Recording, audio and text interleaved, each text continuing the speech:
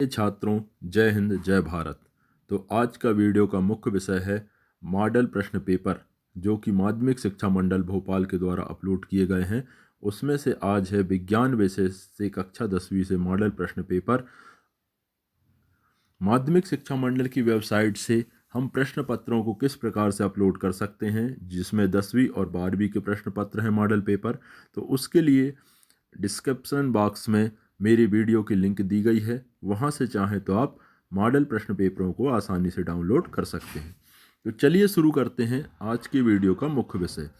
तो आज हम हल करने वाले हैं माध्यमिक शिक्षा मंडल द्वारा दिया गया मॉडल प्रश्न पेपर कक्षा 10वीं विषय विज्ञान में वस्तुनिष्ठ प्रश्न।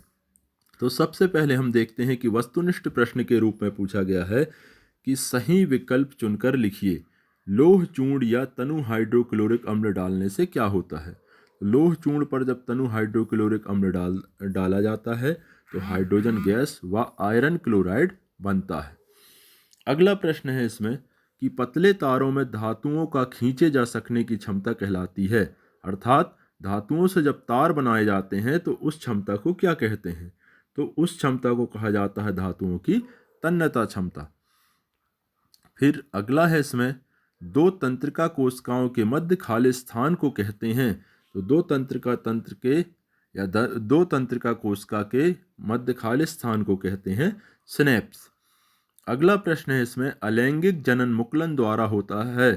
तो ईस्ट जैसे जीव, इसका सही आंसर है कि ईस्ट जैसे जीव जो होते हैं अलैंगिक प्रजनन जो होता है मुकुलन के द्वारा करते हैं, अर्थात ऐसे जीवों के शरीर में कुछ उभार उत्पन्न हो जाते हैं और उनसे नए जीवों का निर्माण होता है।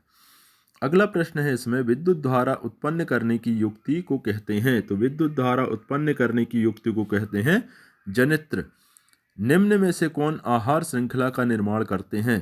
तो चारों ऑप्शन में आप देख सकते हैं कि जो सबसे सटीक आहार श्रृंखला है वो है घास, बकरी तथा मानव, अर्थात पहले उत्पादक, फिर शाकाहारी, फिर मांसाहारी।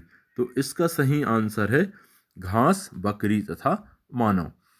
फिर अगला प्रश्न है इसमें विश्व में सबसे तेजी से कम होने वाला प्राकृतिक संसाधन कौन सा है। तो विश्व में आप देख सकते हैं कि सबसे तेजी से कम होने वाला प्राकृतिक जो संसाधन है वो है वन। हम आए दिन सुन भी रहे हैं कि वनों की अंधाधुंध कटाई हो रही है, जिससे पर्यावरण प्रदूषण हो रहा है। तो इस प्रश्न का सही उत्तर है विश्व में सबसे तेजी से कम होने वाला प्राकृतिक संसाधन है वन। अगला प्रश्न है आवर्त सारणी में आवर्तों की संख्या होती है। तो आवर्त सारणी जो वैज्ञानिक मोसले के द्वारा बनाई गई है उसमें आवर्तों की संख्या है 7। सही विकल्प के बाद हम देखेंगे कि इस मॉडल पेपर में पूछे गए हैं रिक्त स्थान। तो रिक्त स्थान के रूप में पूछा गया है कि जल एक खालिस्तान ऑक्साइड है। तो जल कैसा ऑक्साइड है। तो जल एक हाइड्रोजन या हाइड्रो ऑक्साइड है, क्योंकि जल जो होता है हाइड्रोजन और ऑक्सीजन के संयोग से बनता है। इसके बाद अगला है इसमें धातुएं प्रायः ऊष्मा एवं विद्युत की खालिस्तान होती हैं। तो जो धातुएं होती हैं प्रायः ऊष्मा और विद्युत की सुचालक होती हैं, अर्थात इनमें से आसानी से विद्युत धारा और ऊष्मा का प्रवाह हो सकता है। तो इस खालिस्तान का सही उत्तर है सुचालक। अगला है इसमें कि मादा और गर्भस्थ शिशु के बीच जैविक संबंध स्थापित करने वाला ऊतक, जो मादा और गर्भस्थ शिशु के बीच होता है जैविक संबंध स्थापित करने वाला ऊतक खालिस्तान कहलाता है। तो उस ऊतक को कहते हैं प्लासेंटा ऊतक। तो इस खालिस्तान का सही उत्तर है प्लासेंटा, जो कि मादा और गर्भस्थ शिशु के बीच एक संबंध स्थापित करता है, जिससे मादा जो है शिशुओं को आहार और दूसरी जीवन वाली जो प्रक्रियाएं होती हैं उनको संपन्न करा सकते हैं। फिर अगला इसमें प्रश्न है पादपों में जल के वहन के लिए खालिस्तान उत्तरदायी है। तो जो पेड़ पौधे होते हैं उसमें दो प्रकार के ऊतक पाए जाते हैं, संवहन ऊतक, जाइलम और फ्लोएम। तो जिसमें फ्लोएम का काम होता है भोज्य पदार्थों के वहन के लिए और जाइलम का काम होता है जल के वहन के लिए। तो खालिस्तान में आएगा सही उत्तर जाइलम। जाइलम संवहन ऊतक के द्वारा पादपों में जल का वहन होता है। फिर अगला इसमें है कि पराग कोश में खालिस्तान पाए जाते हैं, तो पराग कोश में पाए जाते हैं परागकण। पराग कोश जो कि पुष्प का नर जनन अंग है, उसमें पाए जाते हैं परागकण। इसके बाद अगला है इसमें अनुवांशिकी के जनक खालिस्तान हैं, तो अनुवांशिकी के जनक हैं मेंडल। मेंडल को अनुवांशिकी का पितामह भी कहा जाता है। तो इस प्रकार इस खालिस्तान का सही उत्तर होगा वैज्ञानिक मेंडल। अगला प्रश्न है इसमें, किसी तार का प्रतिरोध उसकी लंबाई के खालिस्तान होता है, तो जो किसी तार का प्रतिरोध होता है उसकी लंबाई के समानुपाती होता है, अर्थात तार का प्रतिरोध जो होता है लंबाई के समानुपाती होता है। तार की लंबाई बढ़ाने पर प्रतिरोध का मान भी बढ़ता है।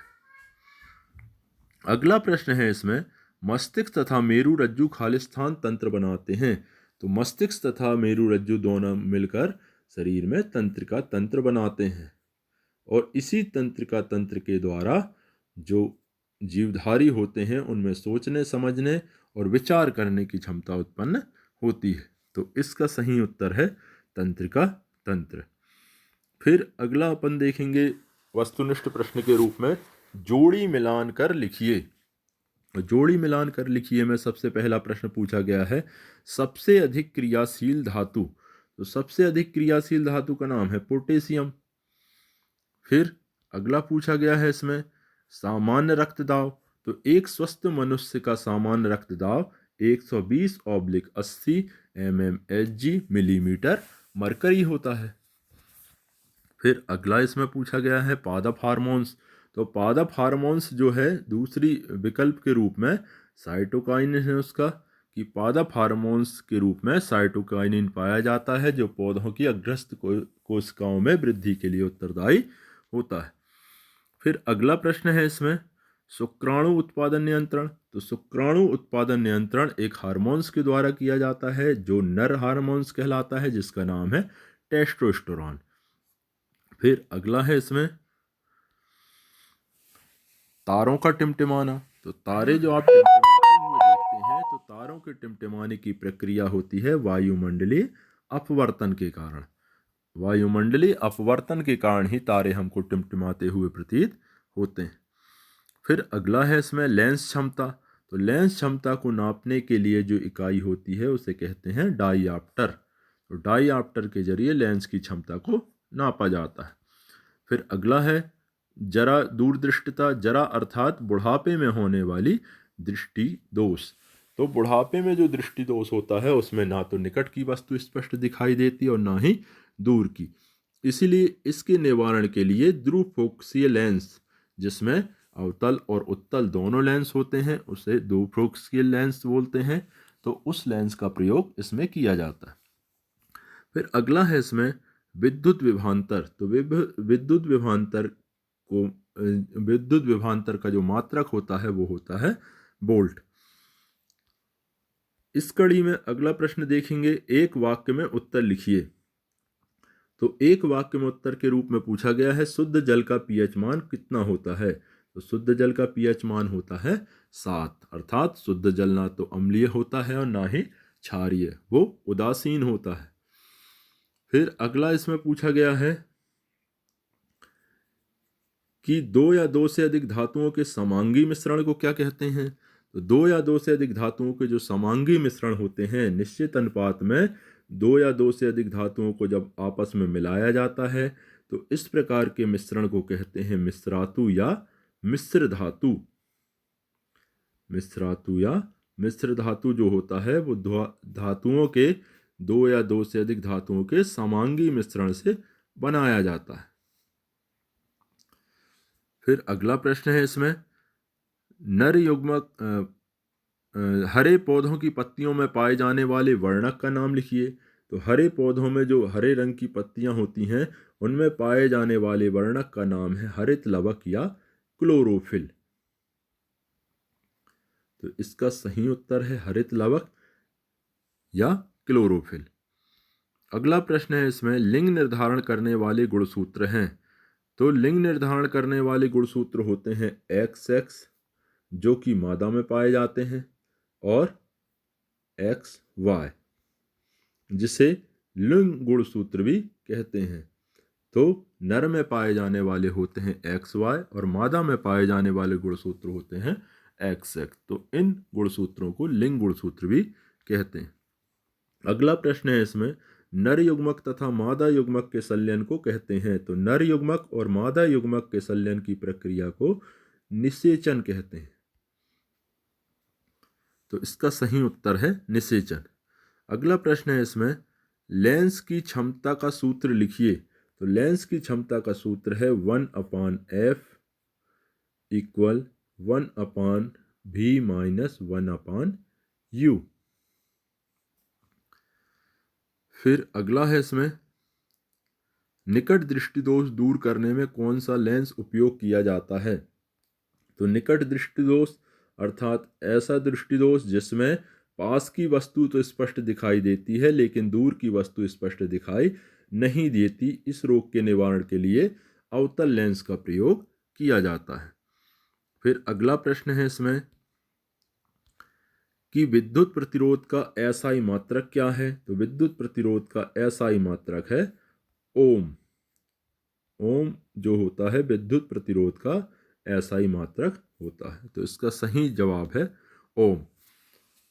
तो इस वीडियो में हमने मॉडल प्रश्न पेपर के सभी वस्तुनिष्ठ प्रश्नों को हल किया। आगे के प्रश्नों को हल करने के लिए और उनका उत्तर जानने के लिए देखिए मेरा अगला वीडियो।